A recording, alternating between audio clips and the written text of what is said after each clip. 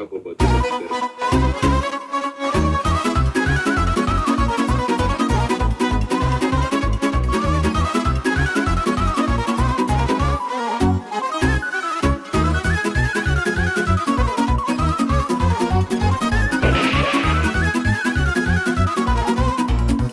Cine dă mocui?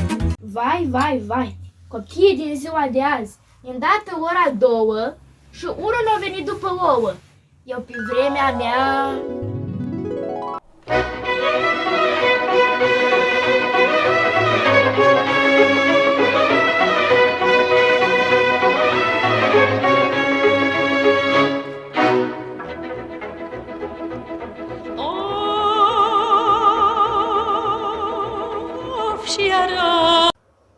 Era și eu acolo. Aș ofta să-mi iese focul, nu mă lasă nenorocul. Ce faci, Marinelo?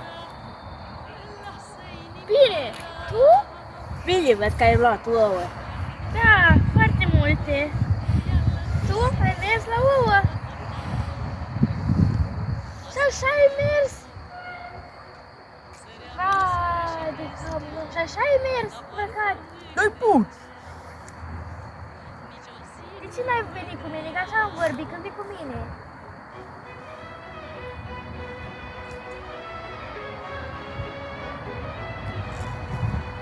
Oricum ale mele sunt mai frumoase ca ale tale. Ai, Marinelo, dar nu m-a ajuns pe mine. Vreau să duc mai multe ouă acasă. Nu, trebuia să vii cu mine. Îmi dea prăjitură. Lasă-mă cu prăjitura ta, nu trebuie.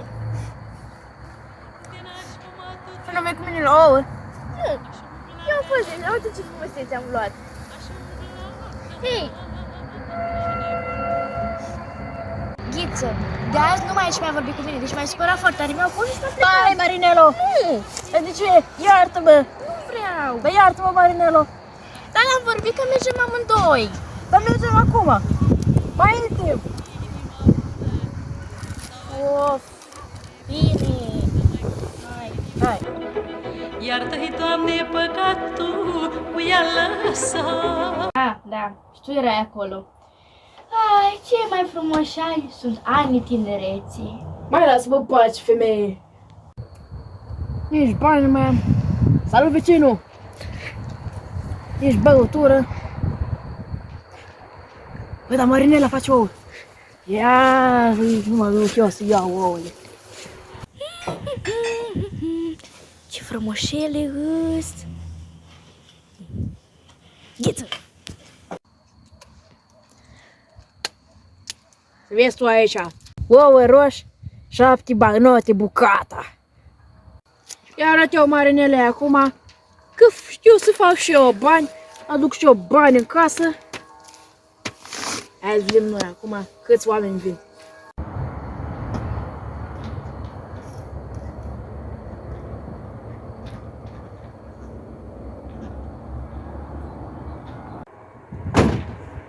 Să-ți arăt eu ție, Ghiță! Lasă că-ți arăt eu! Lasă că-ți arăt! Ce faci, Ghiță, cu ouăle mele? Nimica, Marinelo. Nu adică nimica. Tu ai pus ouăle mele la vânzare? Nu, Marinelo. Ghiță, ce-i asta? Uite! Îl mâncam eu Hai, afară. Ghiță, în casă! Hai, gata, magazinul închis! Hai! Hai în casă! Ce vrei, femeie? Hai în casă! Hai! Băi, n-am făcut nimica. Hai mai repede! Uite și radio-ul meu! Hai! Of, Ghiță, nici de Paște nu poți să stai potol! Paște-ul mie! Vai! Cu Paștele ăsta! Au, sfârșit! Stai să fac ce m-a învățat bunica pe vremuri.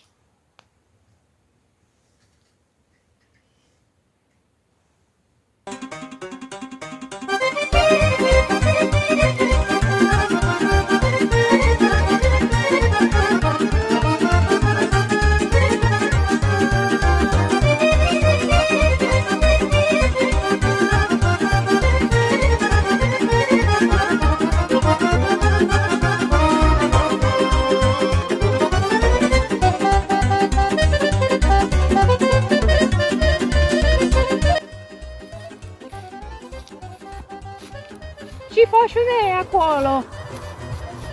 O apărut și aici am cât bate. Ne apărăm, Ghiță, ne apărăm de strigoi, de animale sălbatice, de tunete, fulger. Dar nu se știi tu de astea, va, de capul tău.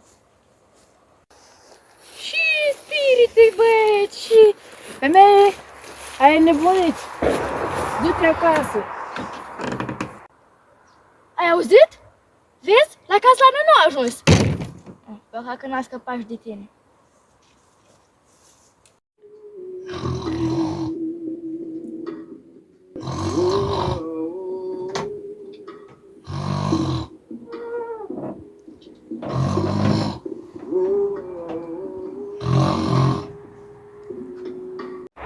Ghiță, cum te-ai bătut un joc de mine, eu am încercat să fie bine. Am pus să aibă grijă de casa noastră, de noi, să nu vin zourile mele frumoase pentru băutură. Dar cum vine asta? Stai că ți-arăt eu ție, amuiat. Așa. Na, așa-ți trebuie. Râd eu acum de tine.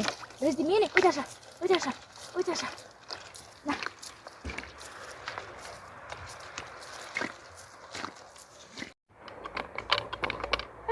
Și uite așa, am mai scăpat de o povară. Unde mi-e vișinata, femeie?